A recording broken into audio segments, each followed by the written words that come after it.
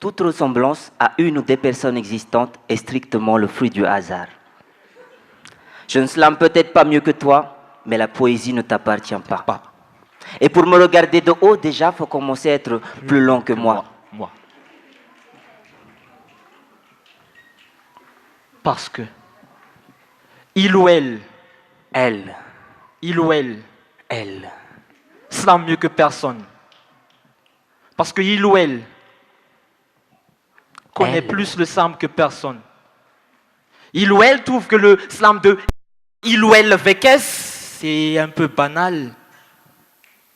Mais il ou elle et il ou elle avec S, je vous considère tous comme des frères et sœurs et je remercie le slam. Car c'est la poésie qui gagne. Et sans exception, dans tout concours, c'est la poésie qui gagne. Et Dieu a créé le slam, Dieu a créé le monde, Dieu a créé l'univers en 7 jours et nous en 7 jours, nous avons pu participer à ce festival, le slam national. Randranao, nenno. Ratsantagnanao, Nenno. Asantagnanao, Nenno. Fa poésie, Nenno. Tian'ny public, anao. Ano. Mahay manoratra, anao. Azahoanao 10 texte anao, fa poésie, Nenno. mety mahay anao. Mahay teny malao. Ny style tsy mitovy, dia nen'olona aratsianao, fa nga poésie nenonao.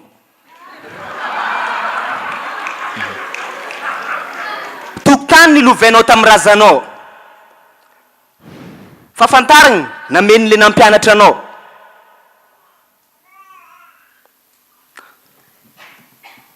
Tsy namorona nefa magnano tompony anao, fa nga marika smify babanao.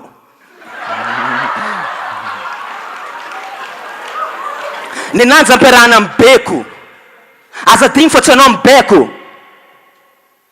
Matoa ny ardoazy ampelantagnan'ny jury, tsy anao fanjarany mitsara. Anao misy toetra ratsy tsy mampino, magnova fa mbola tsy tara. Randranao, Nenno. ratsantagnanao, Nenno. asantagnanao, Nenno. fa poésie, Nenno. Merci. Merci.